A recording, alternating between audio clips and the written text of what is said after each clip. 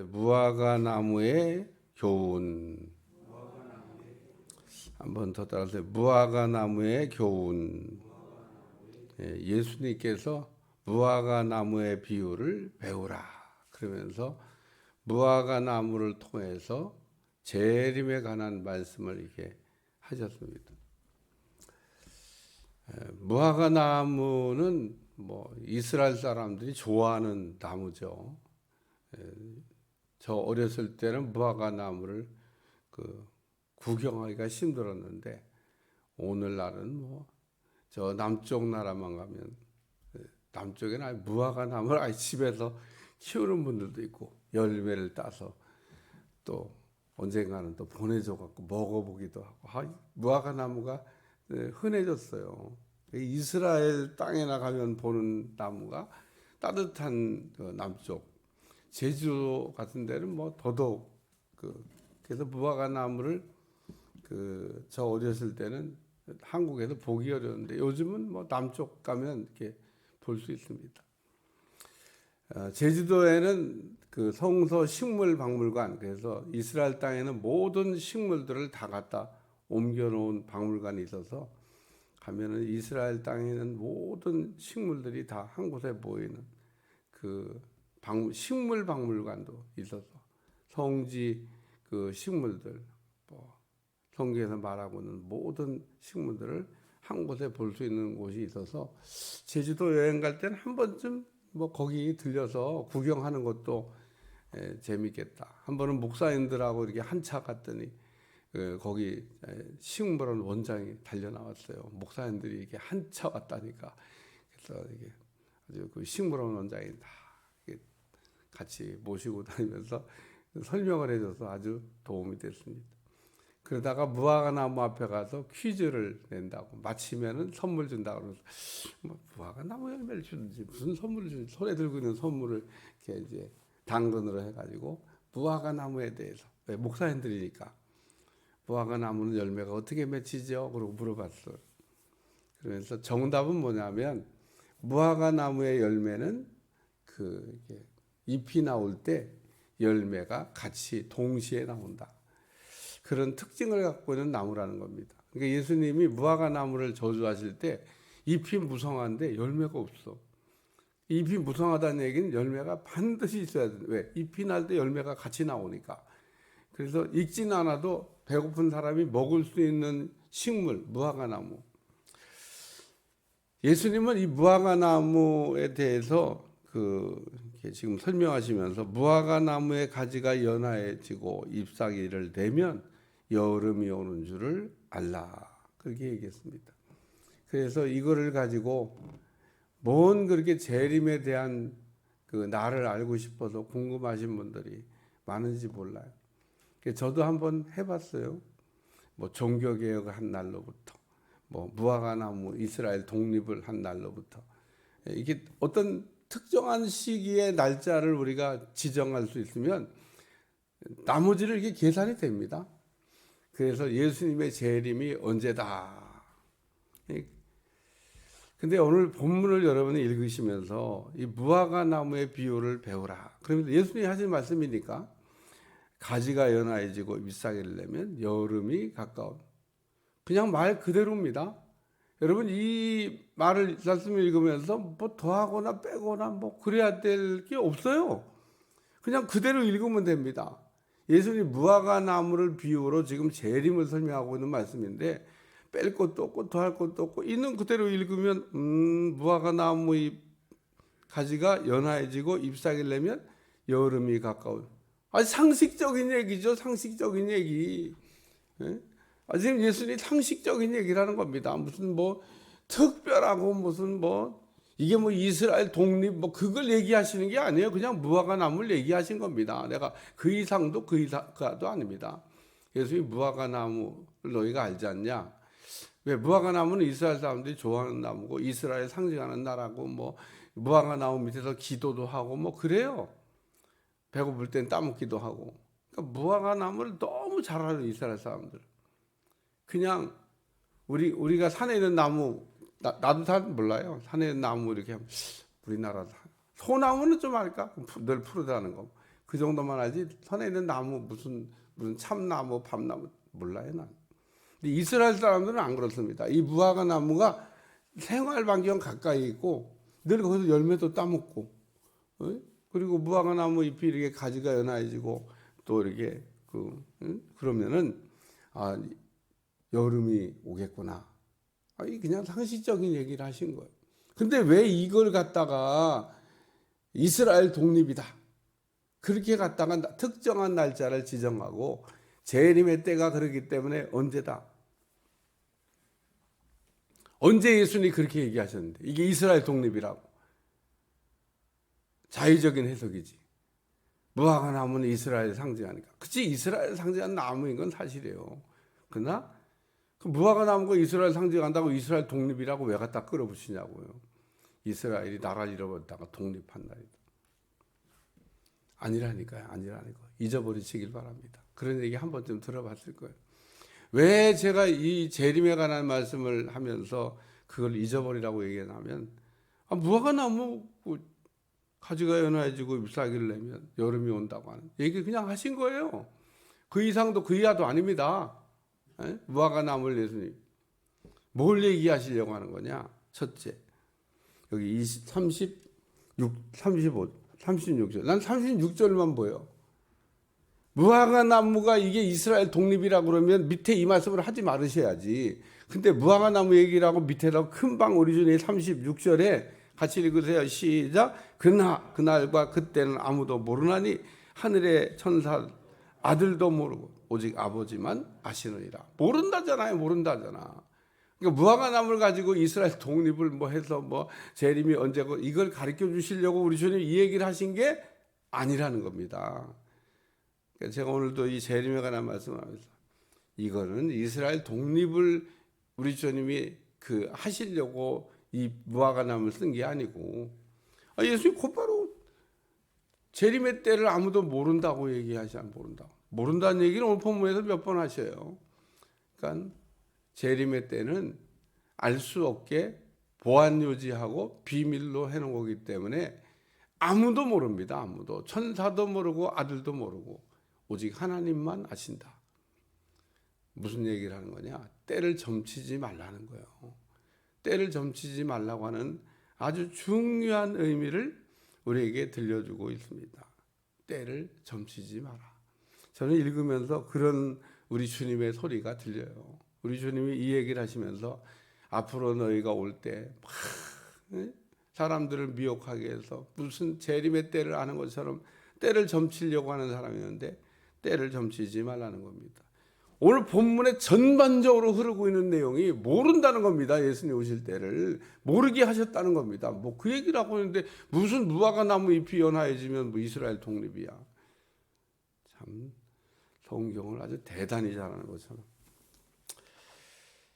첫 번째 말씀은 그때 두 사람이란 말씀입니다. 그때 두 사람이 여기 어디 있냐면 40절에 있어요. 그때 두 사람이.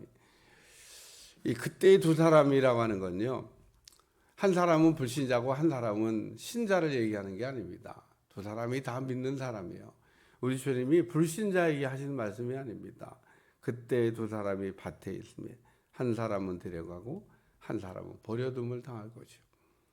똑같이 잘 믿었는데 이제 내일 열천 예비후도 똑같이 다 잘 믿었는데 어느 날 갑자기 한 사람은 안 데려가시고 한 사람은 버림을 당한다. 또 이것도 가지고 무슨 전 3년 반, 후 3년 반 들림 받아 못 올라가는 사람들은 막 환난이 땅에서 판단동 요한계시록을 얘기하는데 그것도 잊어버리세요. 그런 얘기 없습니다. 그래서 두 사람이 밭에 있으며 한 사람은 데려가고 한 사람은 두 여자가 맷돌질을 하고 있으며 한 사람은 데려가고 한 사람은 버려둠을 당할 것이다. 우리가 똑같이 한 식구라도 떨어지는 사람 생기면 안 된다고 하는 얘기를 말씀하는 겁니다. 우리가 형제 사랑, 부모 사랑, 이웃보다 더 끈끈하게 사랑하는데 진짜 사랑은 예수님 믿게 하는 거예요. 그리고 그 믿음을 죽는 날까지 변함없이 붙들고 살다가 우리 주님 다 오실 때 기쁨으로 영접할 수 있는 사람이 돼야 됩니다. 나는 천국 가는데 안 믿는 내 주변에 있는 사람 지옥 갈 거 생각하면 끔찍하지 않습니까? 나는 막 천국 갈 거에 너무 기쁘세요? 기쁜 게 아니라 같이 못 갈 사람한테 가슴 아파하고 통곡하고 눈물 흘리고 울어야 되는 겁니다. 잘 믿는 내가 문제가 아니라 잘 안 믿는 사람을 어떻게 할 건가? 기도 많이 하셔야 돼요.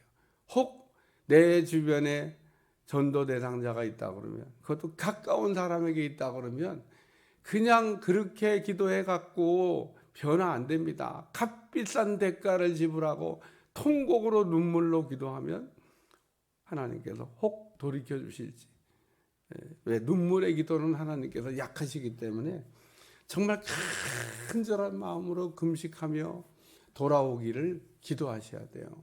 성경에 보면 그렇게 해서 위대한 인물을 만든 사람들이 있습니다. 그러니까 여러분들이 둘 중에 하나는 못 간다는 얘기를 하는 게 아니라 안타까운 일이 생길 거를 우리 전에 얘기하시는 겁니다. 무슨 얘기냐? 다 천국 가는 게 아니라는 거예요. 우리가 그냥 믿든 안 믿든 다 천국 가면 얼마나 좋겠어요. 좋은 일이죠. 믿어도 천국, 안 믿어도 천국. 뭐 그러면 좋겠는데 안 믿으면 천국 못 갑니다. 교회 와서 앉아 있다고 천국 가는 게 아니고 믿어야 천국 가는 겁니다. 그러니까 오늘 하나님이 시퍼렇게 살아계신데 매일 하나님이 그 하나님 뭐 계시냐 안 계시냐, 뭐 믿어야 되냐 안 믿어야 되냐, 하나님이 계신 거를 확인하기 위해서 기도해 봤어요? 난 꼭 그걸 물어보고, 하나님이 계시다고 하는 걸 확인하기 위해서 물어봤냐고. 기도도 안 해보고 하나님이 살아계신 표적을 내게 보여주시옵소서. 내가 그러면 믿겠나? 차라리 이러면 나을 것 같아. 기도원도 너 나가 전쟁하라 그러니까 자신이 없는 겁니다. 그래서 양털 가지고 하나님의 하나님이 나를 정말 부르셨는지 확인하는 일을 하잖아요. 그러니까 하나님이 기도원에게 확증을 주십니다. 내가 너를 부른 게 맞고, 내가 너를 들어 쓰는 게 맞고, 내가 너와 함께하는 게 맞다. 그리고 딱 얘기하니까 기도원이 그날로부터 용기 100배죠. 뭐 하나님 나를 부르신 게 맞고, 하나님 나를 쓰시는 게 맞고, 하나님 나를 통해서 함께 하신다고 하는 게 맞다 그러는데 뭘 무서워. 그래서 기도원이 막 어마어마한 미디안 군대 앞에 두려워 떨지 않냐고 전쟁을 했던 겁니다. 뭐 300명 가지고 무슨 전쟁을 해요? 전쟁이나 됩니까? 그래도 숫자로 하는 게 아니고 하나님이 함께 하시는 거로. 오늘도 그렇기 때문에 여기 참 두 사람이 있다가 한 사람은 버리고 한 사람은 간다는 얘기가 아니라 이렇게 버림받을 사람이 있을 거라고 하는 예고를 하시는데, 우리가 두렵고 떨리는 마음으로 우리가 열심히 전도해야 될 줄로 믿습니다. 두 번째 말씀은 깨어있으라는 거예요. 그러므로 42절 깨어있으라. 어느 날에 너희 주가 임할는지 너희가 알지, 여기도 또 알지 못한다 그러잖아요. 여기 36절에만 알지 못한다고 얘기하신 게 아니에요. 그러므로 깨어있으라. 어느 날에 너희 주가 임할는지 너희가 알지 못함이니라. 모른다잖아요. 점치지 말라잖아요. 그러나 오늘 우리가 해야 될 일은 뭐냐? 깨어 있어야 된다는 겁니다. 노아의 때 홍수 전에 노아가 방주에 들어가는 날까지 사람들이 먹고 마시고 장가들고 시집가고 있으면서 홍수가 나서 그들을 다 멸하기까지 깨닫지 못하였으니 인자의 임함도 이와 같으리라. 예수님이 오실 때 믿는 자를 보겠느냐라고 우리에게 두렵고 떨리는 말씀을 하셨는데, 주님 오실 날이 가까우면 안 믿던 사람도 믿는 게 아니라 믿던 사람도 안 믿는 역사가 일어나고 믿는 자를 찾아보겠냐고 두렵고 떨리는 말씀을 하셨는데, 우리 주님 오실 날이 오면 믿음 떨어질 일이 많이 생기나 보다, 이런 생각을 하셔야 돼요. 진짜입니다. 믿음 떨어질 일이 많이 생깁니다. 저는 잘 사는 거가, 우리가 잘 살긴 해야 됩니다. 못 살고 힘들고 어려운 때 뭐 먹을 것도 없던 시대를 생각하면 잘 살아야지. 그런데 선교를 하며 다니면서 보면 못 살고 어려울 때는 예수님 잘 믿는데 이게 등 따숩고 배부러지고 조금 잘 살기 시작하면 믿음 생활을 안 하는 나라들이 많습니다. 태국 최영미 성대다 처음 나갈 때만 해도요 아주 좋았습니다. 사람들이 그렇게 순수할 수가 없고 복음을 전하면 막 구름대같이 몰려들고 요즘은요 관심이 없어졌습니다. 태국 엄청 잘 삽니다. 우리 옆 동네에서 막 이렇게 막 치고 올라오니까 우리가 남의 나라이니까 뭐 별 관심이 없. 우리나라만 잘 사는 게 아니에요. 태국, 캄보디아 아주 이상한 일이 나라에 일어나가지고 막 바닥으로 전 세계 아주 이상하게 최빈민국으로 떨어졌는데 요즘 캄보디아가 살살살살 치고 올라온답니다. 그러면 걱정되는 거예요. 어려울 때는 예수님 잘 믿었는데 이 나라가 자꾸 잘 살긴 해야 되는데 잘 살면 안 모이는 거예요. 교회 사탕 줘가지고 안 와. 그러니까 사람들이 점점 잘 살기 시작하면 깨어 있는 게 아니라 무뎌지는 겁니다. 오늘 우리나라는 앞으로 좀 더 잘 살 것 같아요. 우리나라는 앞으로 아멘도 안 하시네요. 우리나라는 어쨌든 더 잘 살 것 같습니다. 우리나라가 가난해질 일은 거꾸로 가는 일은 없을 것 같아. 아주 기초도 튼튼하고 참. 제가 전쟁사를 가만히 생각하다가 땅을 정복하는 자가 세상을 정복한다. 그 다음에는 바다를 정복하는 자가 세상을 정복한다. 그 다음에 하늘을 가만히 그 다음에 하늘이야. 하늘을 정복하는 자가 세상을 그러니까 처음엔 땅을 정복하면 되는 줄 알았어. 그 다음에는 바다를 정복하면 되는 줄 알았어. 그 다음에는 공중이야. 근데 우리나라가 공중을 점령했어요. 예? 우주선도 싸우리잖아요. 다 했다니까요. 우리나라 기술이 세계 최고입니다. 우주선까지 올렸잖아요. 다 올렸는데 더 할 게 없어요. 그래서 오늘 우리가 예수님 오실 때가 가까우면 믿음이 떨어질 걸 경고하시는데 어떻게 해야 되냐? 깨어 있어야 된다는 겁니다. 깨어 있어요. 예? 오늘 깨어 있다고 하는 것은 눈 뜨고 있는 게 아니고 지금 세상이 돌아가는 걸 가만히 보면 무화과나무에 비유하는 주님 오실 때가 됐다고 하는 종말론적인 신앙을 가지고 다 정신 차리고 믿음 생활하는 여러분들이 되시기를 축원합니다. 세 번째 우리에게 주시는 메시지는 준비하고 있으라는 겁니다. 준비하고 여기 보니까 이러므로 너희도 준비하고 있으라. 생각하지 않은 때 인자가 오리라. 이때도 또 모른다잖아요, 예수님이.